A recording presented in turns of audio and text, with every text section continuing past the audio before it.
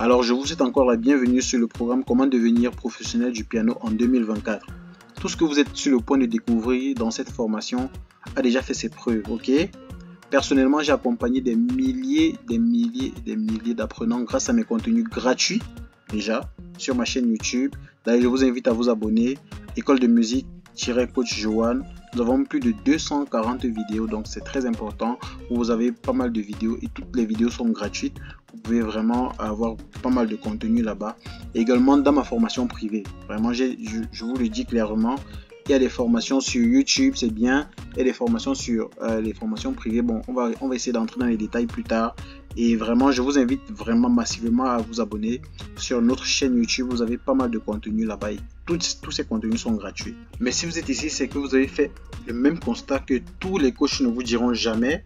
C'est que généralement, les contenus sur YouTube ne sont pas complets ou alors n'ont pas vraiment de pédagogie. Je vais prendre un exemple très simple. En tant que producteur de contenu, généralement, qu'est-ce qu'on fait? C'est que on produit les contenus qui vont nous rapporter plus de vues, plus d'argent. Très simple. Donc, si je me rends compte, par exemple, en tant que coach de musique ou alors coach de piano, qu'une thématique sur le seben, par exemple, vous voyez, va me donner plus de vues, je vais maximiser mes thématiques sur le seben. Maintenant, toi en tant que débutant, généralement quand tu vas venir, par exemple, si j'ai fait une ou deux vidéos pour les débutants, généralement il n'y a pas de pédagogie, donc les cours ne se succèdent pas, les cours ne se suivent pas, donc ça devient un peu très compliqué. Donc les formateurs ne donnent généralement que les contenus qui vont faire croître leur audience et donc ne suivent aucune pédagogie. Résultat des courses, vous êtes abandonné à vous-même et moins de 3% de ceux qui apprennent sur YouTube finissent vraiment par s'en sortir. C'est vraiment une statistique vraiment très déplorable, mais vous ne pouvez rien. Alors je vais vous partager quelques petits témoignages des différents élèves que j'ai eu, soit dans les formations privées ou gratuites, etc. Donc c'est juste 2 témoignages, mais il y en a plusieurs. Donc j'ai juste essayé de sélectionner ça pour vous. La première, c'est Florence qui dit: vos cours sont très différents de ce qu'on rencontre partout ailleurs. Et c'est bien expliqué. Pour moi, il n'y avait aucune notion. Pour moi qui n'avais aucune notion, j'ai commencé qu'à faire des petits trucs. Même mon entourage était stupéfait. Vraiment super. Et à d'autres, on a Jordé qui dit bon, c'est un petit questionnaire que je lui ai posé. J'ai entendu parler de la formation dans une vidéo YouTube et j'ai été tout de suite intéressé, puis je me suis lancé. Et bon, pour tout débutant pour tout débutant ou quelqu'un qui voudrait se lancer dans l'apprentissage du piano, cette formation est parmi les meilleures que j'ai pu avoir, parce que dans celle-ci, tu as vraiment toutes les bases qui te permettront d'évoluer dans le bon ordre. Je la recommande à tous ceux qui veulent débuter au piano, car moi-même, elle m'a vraiment aidé et aujourd'hui je peux jouer n'importe quelle chanson au piano. Donc voilà un peu quelques petits témoignages pour te permettre vraiment pour te motiver, on va dire comme ça, à ne surtout pas zapper cette formation. C'est très important. Ok, donc voilà, on va commencer. Je vous ai dit, la formation sera divisée en 2 parties, mais dans la première partie on va aborder 2 thèmes. On va aborder le mindset et comment maîtriser le piano. Une fois qu'on aura fini ça, dans la deuxième partie de la vidéo, on va dire comme ça, donc qui va aborder le 3e thème, on va voir comment, c'est un peu comme comment rester au top, parce que si je finis d'apprendre le piano et que je ne m'améliore pas, ou alors que je ne sois pas constant, généralement ce que je vais faire, c'est que je vais régresser. Et parfois j'ai même eu à rencontrer des gens qui ont fini par oublier tout ce qu'ils ont appris. Donc c'est vraiment important de rester si on est quitté de A à Z, qu'on reste à Z, etc. Donc c'est un peu ça. Donc voilà, dans le mindset, on va aborder 4 points. Ok, comment vaincre la peur d'opter pour les formations digitales? C'est un point très important, parce que vous allez voir de plus en plus, vous avez pas mal de formations digitales qui émergent, etc. Donc comment vaincre la peur d'opter pour une formation digitale? On va voir quels sont les avantages, etc. Comment gérer le fait de ne pas avoir d'instruments de musique? Comment, surtout le 2e point, c'est très important, parce que j'ai eu vraiment beaucoup d'élèves des différentes formations, que ce soit gratuites ou payantes, etc., qui ne voulaient même pas se lancer.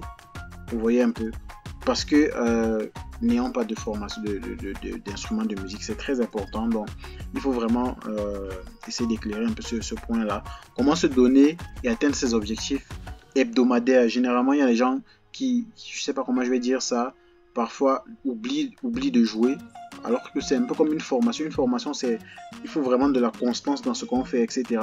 Donc, comment se donner et atteindre les objectifs hebdomadaires, et enfin, on va voir ce que vous devez faire pour réussir. Donc, comment vaincre la peur d'opter pour des formations digitales? La peur est inévitable, c'est ce qu'il faut d'abord savoir. Dans tout ce qu'on fait, il y a toujours un minimum de doute, ok? J'ai moi-même eu peur d'investir dans des formations digitales.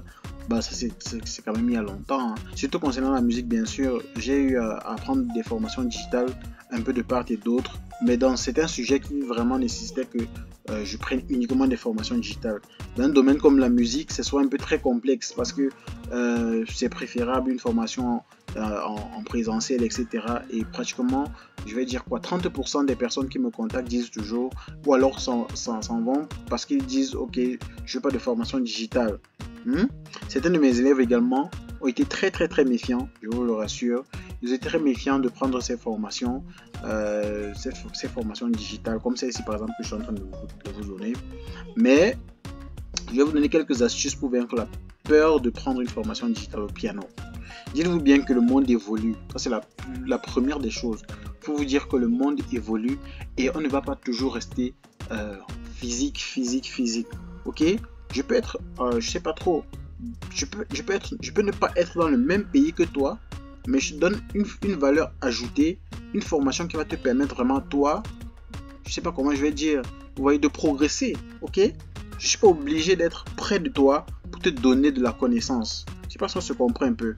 Donc comme je dis, le monde évolue et comme toutes les formations en présentiel, les formations digitales ont quasiment la même valeur. Et moi je pense même un peu plus concernant le piano.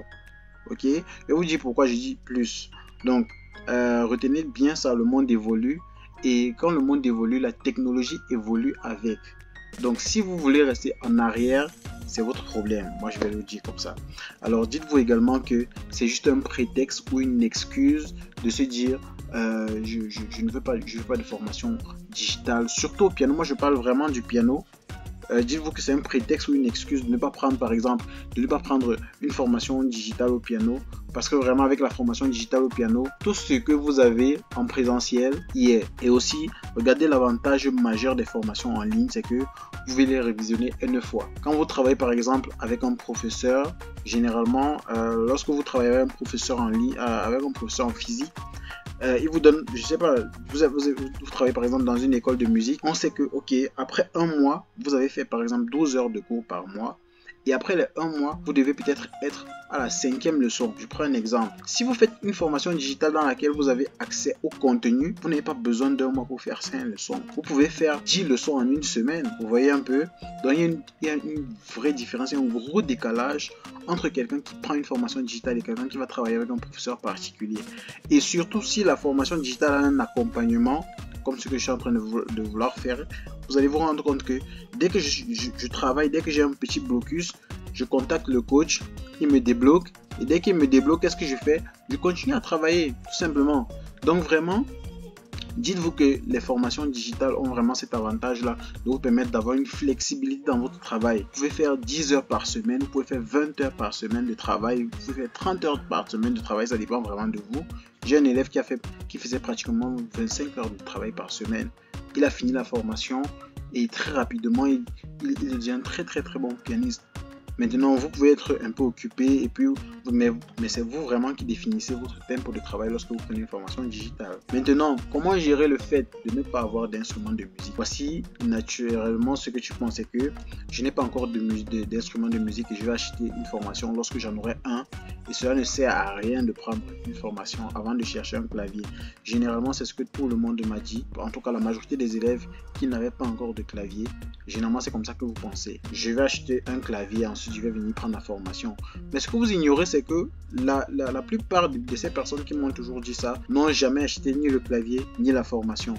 Donc, qu'est-ce qui se passe, c'est que lorsque vous prenez la formation, je vais dire quoi, ça, c'est comme une pression naturelle.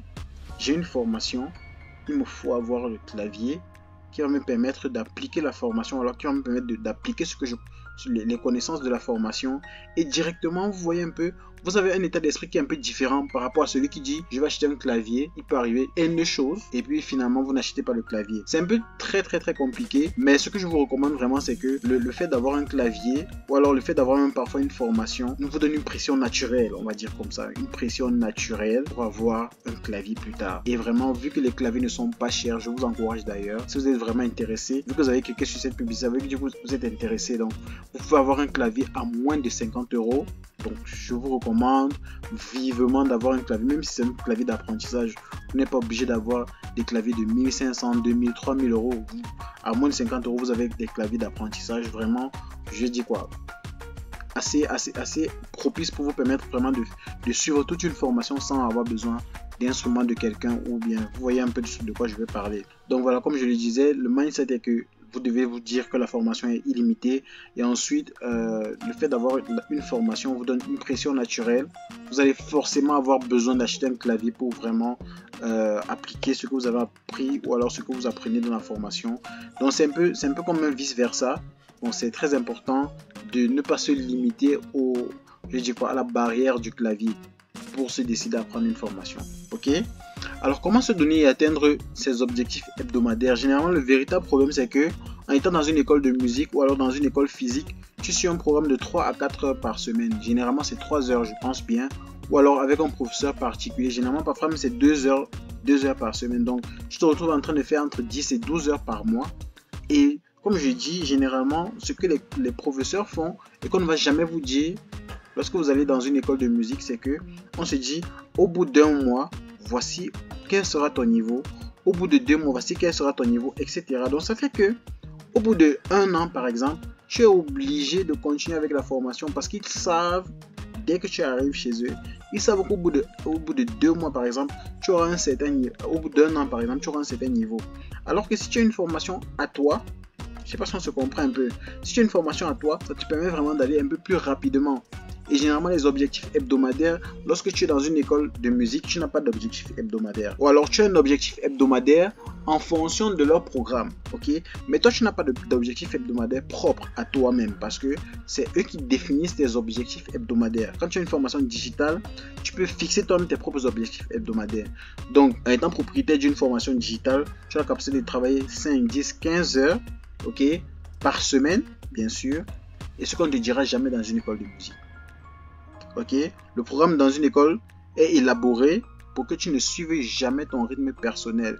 Même si tu as une vitesse d'apprentissage très élevée, retiens ça, dans une école de musique, le programme ne te permet jamais de suivre ta propre vitesse de travail. Tu vas suivre la vitesse de travail de l'école. Parce que déjà, il faut que tu sois là chaque mois. Il faudrait que tu verses les frais chaque mois. Et il faudrait que ça perdure longtemps. C'est clair et c'est net. Ok? Bon, je sais pas, les professeurs qui vont arriver ou alors les écoles de musique qui vont arriver sur cette formation, ils vont se rendre compte que c'est vrai ce que je suis en train de dire. Et voilà, je vous dis juste la vérité. Et donc, ce que vous devez faire pour réussir l'apprentissage du piano en suivant une formation vidéo en ligne, c'est que vous devez vraiment suivre le programme détaillé que nous allons vous donner, que je vais vous donner dans la deuxième partie de cette vidéo. Et également, vous devez vous fixer des horaires de travail correspondant à vos heures libres.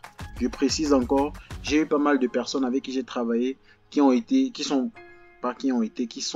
parfois des élèves, parfois qui travaillent, etc. Donc, en fonction de votre programme de travail, vous devez vraiment fixer des horaires de travail correspondants de manière à faire vraiment entre 3 et entre minimum 3 et 5 heures par semaine. Ok? Avec ce rythme de travail là, si vous espacez par exemple 3 heures ou alors 5 heures par semaine sur toute la semaine, vous vous rendez compte que par exemple le lundi vous faites 1 heure, puis le mardi peut-être ou le mercredi vous faites peut-être 1 heure, le samedi vous faites 2 heures, vous voyez ça fait il y a 4 heures, le dimanche peut-être vous faites 2 heures, ça fait 6 heures, etc. Donc vous essayez d'espacer votre temps de travail de manière à ce que vous n'ayez pas plus de 3 jours sans toucher le clavier. C'est très important. Vous ne devez pas avoir plus de 3 jours sans toucher le clavier. Également, vous devez faire confiance à notre pédagogie qui a marché avec plus de 500 apprenants. Maintenant, là, je parle d'apprenants dans le sens de formation privée. Elle a marché avec plus de 500 apprenants, donc ça peut vraiment marcher également avec vous. Donc maintenant, on va passer donc à la deuxième partie de cette vidéo. Comment maîtriser le piano en 2020. 2024. Pour maîtriser le piano en 2024, c'est très important. Vous avez une certaine chronologie des choses. Ok? Donc, je vais vous donner un plan d'action en 6 étapes pour devenir professionnel au piano et maîtriser l'accompagnement. Ensuite, je vais vous donner les stratégies infaillibles pour progresser en seulement 8 semaines. Je dis bien 8 semaines, donc ça fait quoi? Ça fait 2 mois. Ok? Et ensuite, comment avoir du temps pour pratiquer dans la semaine malgré l'école ou le boulot. C'est vraiment les 3 points essentiels qu'on va aborder dans cette partie de la formation. Alors, le plan d'action en 6 étapes, très important. Ici, je m'adresse vraiment à tous ceux qui sont débutants, ok, débutants au piano, et ensuite ou alors ceux qui ont commencé le piano, ça fait peut-être quelques temps, ou bien qui ont peut-être abandonné, qui n'ont vraiment pas eu une base solide, ou alors qui sont pas encore intermédiaires, donc qui sont vraiment débutants, ou alors ceux qui ne connaissent vraiment rien au piano. Ok, je vais vous donner 6 étapes qui vont vous permettre vraiment de quitter d'un point A à un point B. C'est très important. Donc la première étape, c'est quelle est votre attitude générale. Généralement, vous devez savoir comment on se positionne lorsqu'on s'assoit sur un clavier. Vous devez savoir comment on positionne les mains. Donc c'est vraiment des différents thèmes que chacun de vous, par exemple, peut rapidement assimiler. Comment numéroter les doigts. Par exemple, on joue au clavier, le pouce c'est le doigt numéro 1, ça veut dire que l'auriculaire c'est le doigt numéro 5. Pareil, avec la main gauche, le pouce c'est le doigt numéro 1, l'auriculaire c'est le doigt numéro 6. Comment est-ce qu'on joue lorsqu'on veut par exemple faire les arpèges, etc. Quelles sont les notations internationales des notes? Comment est-ce qu'on note par exemple? Si je me dis ok, j'ai une partition peut-être anglo-saxon, et sur cette partition on a peut-être écrit le C. Le C, à quoi correspond le C? Si je suis par exemple francophone et que on me dit do, ré, mi, fa, sol, la, si, do, il faudrait que je sache que le C c'est le do, le A c'est le la, etc. Le D c'est le ré. Donc vous devez vraiment connaître ça. Et généralement, lorsqu'on est débutant, il faut connaître une petite base de la théorie musicale. Ok, vraiment les bases. Vous n'avez pas besoin de maîtriser les partitions pour commencer à jouer. Impossible. Vous maîtrisez juste les bases de la théorie musicale. Donc, comment on écrit la musique, quelles sont les clés musicales les plus utilisées, les rythmes, les tempos, les mesures, les tons, les dièses et les bémols, très important. Également les arpèges ou bien les déliateurs, comment mémoriser les notes. Si on me réveille à 1h du matin, on me dit je suis devant un clavier, quelle est la note de do, ou bien la note de la, ou bien la note de sol dièse, etc. Ré bémol, vous devez maîtriser ces notes là. Ok, très important. Comment faire les déliateurs? Les déliateurs, vraiment, c'est ce qui permettent vraiment à vos doigts de faire quoi? De pouvoir vraiment rapidement se mouvoir sur les notes, sur le clavier. Ok, et dans la partie 2, on va donc voir ce que j'appelle vraiment le fax, comme j'aime souvent appeler, le fax du piano. C'est la formation sur la gamme diatonique majeure. La gamme diatonique majeure est constituée d'accords majeurs, d'accords mineurs et d'accords diminués. Généralement, on dit souvent, pour un pianiste débutant, qu'est-ce qu'il peut faire? C'est que s'il maîtrise déjà, quand je dis vraiment débutant, c'est débutant. S'il maîtrise par exemple les accords majeurs, c'est déjà très bien. Et maintenant, s'il rajoute un accord mineur qui est appelé souvent l'accord magique, ça fait les 4 accords magiques. Ok, avec ça vous pouvez vraiment jouer toutes les musiques que vous voulez au piano et on va jamais vous dire que vous avez mal joué, jamais de la vie, pas du tout. Maintenant, la différence entre un pianiste débutant et un pianiste professionnel, c'est que le pianiste débutant a moins de vocabulaire, un vocabulaire, je vais dire quoi, un peu plus pauvre que le pianiste professionnel. C'est un peu comme à la maternelle. Lorsque vous avez un enfant à la cile maternelle, etc., son vocabulaire n'est pas assez enrichi. Donc du coup, vous qui êtes par exemple en terminale ou bien qui travaillez, vous qui êtes son aîné, vous avez plus d'aisance à articuler par exemple les phrases, etc. Par contre, lui, c'est un peu plus compliqué. C'est la même chose avec le piano. Ok. Ensuite, comment voir les accords plaqués, les arpèges sur les accords, comment renverser les accords et comment faire les arpèges sur la gamme diatonique. Donc voilà, c'est un programme vraiment assez simple qui vous permet vraiment d'avoir une cible, on va dire comme ça.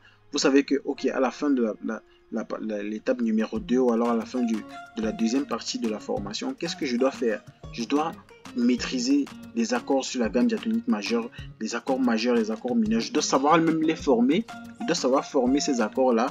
Ok, je dois savoir faire des arpèges. Je dois savoir renverser ces accords. comment est-ce qu'on renverse un accord, etc. Donc voilà tout ce que vous devez maîtriser dans la deuxième partie de la formation lorsque vous voulez jouer au piano. Maintenant, dans la troisième partie, les accords qu'on a appris dans la deuxième partie, dans les accords majeurs, mineurs, etc., on doit être capable de les utiliser dans nos chants. Par exemple, si je prends un chant comme We Are The World de Michael Jackson, vous allez vous rendre compte que généralement on joue avec les accords. Maintenant, une fois que j'ai maîtrisé les accords dans la deuxième partie, je sais que si je suis par exemple dans la tonalité de Do majeur, j'ai tel accord. Si j'ai par exemple un Do majeur, je connais comment jouer le Do majeur, etc. Maintenant, comment est-ce que je finis par assembler, par faire les combinaisons de tous ces accords que je connais pour pouvoir produire une mélodie qui correspond à une musique. Je ne sais pas si on se comprend un peu. Voilà un peu le but de la troisième étape. C'est vraiment trouver des exercices qui ont sur les accords majeurs et mineurs qui vont vous permettre vraiment de confirmer toutes les musiques que vous aurez et vraiment aussi de vous balader dans toutes les tonalités. Vous savez, au piano, il y en a 12. Il y a 12 tonalités et sur ces 12 tonalités, généralement, beaucoup de personnes pensent que c'est toujours très compliqué de jouer dans les 12 tonalités, ce qui n'est vraiment pas le cas.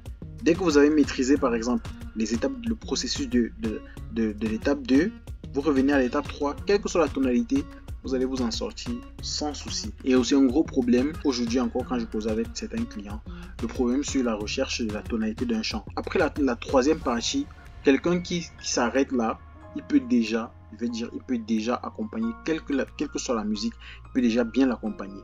Mais maintenant, on va aller plus loin que ça. 4 et 5, les parties 4 et 5, on va essayer d'enrichir les accords. On va essayer de faire des couleurs. On va essayer de faire, généralement, vous avez quoi, les gammes chromatiques, les gammes diatoniques. On va essayer de travailler sur les gammes chromatiques. Donc, pour faire les accords de passage, etc. Et avec ces accords-là, les accords 7e, 9e, vous allez vous rendre compte que c'est là maintenant qu'on parle de vocabulaire. Si toi qui me regardes actuellement, tu maîtrises les accords 7e, 9e, les accords de passage, les accords suspendus, etc. Par rapport à quelqu'un qui a juste fait l'étape 1 et 2, tu es plus avancé que lui. Parce que généralement, lorsque tu joues par exemple en studio, tu vas peut-être avoir quelqu'un, ou alors quelqu'un qui vient dans ton studio par exemple, ou bien tu joues avec un orchestre, on va te dire bon ok, ici il faut qu'on mette un accord 9e, il faut qu'on mette par exemple un suspendu ici, etc. Donc voilà, dès que quelqu'un te dit ça, tu comprends directement que ok, voici ce que je dois faire pour rapidement passer de X à Y accord, ok, voici comment je peux résoudre cet accord pour avoir par exemple l'accord de passage demandé. Donc un peu ça, les 2, 5, 1, etc. c'est vraiment les parties 4 et 5. Et comme je dis toujours, il y a un bonus, c'est maîtriser les rythmes. Bon, ici j'ai vraiment pris pour l'occasion les rythmes africains comme le bikutsi, le seben, etc. Comment jouer la main gauche, comment jouer la main droite, c'est très important. Parce que déjà, il y a aussi beaucoup de personnes qui nous contactent parfois qui disent je veux apprendre à jouer le seben par exemple, ou bien je veux apprendre à jouer le bikutsi ou le makossa. Mais généralement, vous devez savoir que lorsque vous voulez jouer un rythme musical, vous devez d'abord maîtriser le piano. Donc, celui qui arrive au niveau du module numéro 6, il connaît déjà jouer au piano.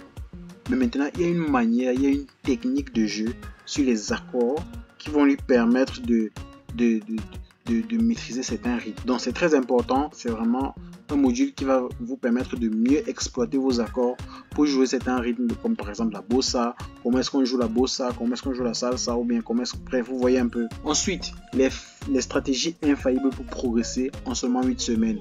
Pour progresser en seulement 8 semaines, vous devez vous fixer des objectifs hebdomadaires ici attelés. Vraiment, vous devez respecter. C'est un peu comme un calendrier de travail. On en a déjà parlé. Vous devez définir un canevas de travail en fonction des jours et des horaires fixés. Ce n'est pas quand vous arrivez sur votre clavier que vous dites ok, qu'est-ce que je vais faire aujourd'hui? Non. Vous devez déjà dire ok, chaque fois que j'arrive sur le clavier, je fais X, je fais Y, je fais Z. Vous voyez un peu. Donc vous devez vraiment définir ça. Vous devez décomposer le travail en de petits incréments. Je vais prendre un exemple très simple. Si par exemple je veux jouer un chant, la première des choses c'est quoi? C'est que je dois d'abord trouver la tonalité. Ensuite, une fois que j'ai trouvé la tonalité, je dois trouver quels sont les différents accords. Une fois que j'ai trouvé les différents accords, je dois trouver comment est-ce que j'applique mes combinaisons pour pouvoir respecter le tempo de la musique. Donc vous voyez, ce sont ces petits incréments là que vous devez mettre ensemble. Si par exemple vous venez peut-être travailler sur le clavier, vous dites ok, l'objectif c'est quoi? L'objectif c'est telle cible.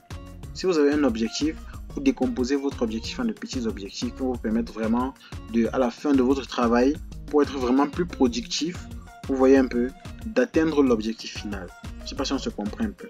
Vous devez également avoir des mini pauses entre les séances de travail. J'ai eu à voir des gens qui font 2 heures, 3 heures sur le clavier sans se lever, c'est impossible. Vous faites, je sais pas, 45 minutes, 30 minutes, vous faites une petite pause de 3 à 5 minutes, vous revenez, vous rasseyez, vous travaillez, vous n'avez vraiment pas besoin de rester scotché devant votre clavier. C'est pas en étant assis devant le clavier 3 heures de temps que vous allez maîtriser vraiment. Donc il faut vraiment laisser le temps à l'esprit ou alors à la tête d'assimiler tout ce que vous avez eu à faire et ainsi de suite. Donc c'est un peu comme ça que vous allez évoluer. Ensuite, avoir un mentor, c'est très important, à qui vous allez poser des questions sur des thèmes que vous n'avez pas maîtrisés. Généralement, sur des formations digitales, par exemple, vous avez des coachings intégrés. Ce qu'on appelle coaching intégré, c'est quoi? C'est que vous avez, si on parle par exemple d'une notion, cette notion vient avec son coaching. Donc, lorsqu'on montre par exemple une vidéo, dans cette vidéo, on vous parle de ce que vous allez, de comment est-ce que vous devez faire, on vous donne des exercices, etc. Mais il peut arriver aussi que vous, à votre niveau, vous n'arrivez pas à comprendre ces différentes vidéos-là. Ou alors vous n'arrivez pas à comprendre ce cours. Qu'est-ce que vous faites? Vous contactez le coach et puis vous lui posez votre question. Donc c'est un peu ça. Une fois que vous avez contacté le coach, généralement, pour un coach qui travaille avec vous, pour un suivi, vous avez vraiment une réponse et vous êtes vraiment vite débloqué, vous pouvez rapidement évoluer. Donc voilà, on va finir par comment avoir du temps pour pratiquer dans la semaine malgré l'école ou le boulot. Bon, généralement, j'ai toujours l'habitude de dire, la première des choses, c'est quoi? C'est qu'il faut être déterminé à réussir. Ok? Si vous n'avez pas la détermination, si vous n'avez pas cet état d'esprit-là, vous ne pouvez pas rentrer du travail ou bien rentrer de l'école, avoir un petit temps pour vous asseoir et travailler sur votre clavier. Impossible. Vous aurez toujours, je ne sais pas si je vais dire un blocus, mais ça serait un peu très compliqué. Ok? Vous devez définir un temps régulier de travail et vous devez le noter dans votre agenda. Vous devez savoir que lundi, entre 19h par exemple et 20h, ou alors je ne sais pas trop, je dois être sur le clavier. Ok? Par exemple, mercredi, entre 17h et 18h, je dois être sur mon clavier. Samedi, par exemple, entre, je sais pas, 10h et 12h, je dois être sur mon clavier. Vous devez vraiment respecter votre temps de travail. Et enfin, vous devez fixer un nombre d'heures de travail espacé sur votre semaine. C'est très important d'espacer. Ne regroupez pas 3 heures de travail juste le lundi ou bien le samedi. J'ai vu des gens qui regroupaient 3 heures ou 4 heures d'affilée de travail en une journée. C'est impossible de travailler comme ça. Vous devez vraiment espacer de manière à ce que vous ayez absolument, j'ai dit quoi, maximum, hein, vous devez avoir maximum 3 jours d'écart entre une séance de travail et la deuxième.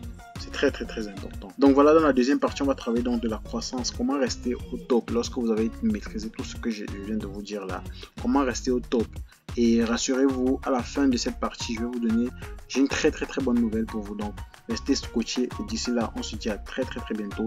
C'est la vidéo qui est juste en bas de celle-ci. Donc vous pouvez juste swiper et vous avez atterri sur la deuxième partie de cette vidéo. Allez, ciao!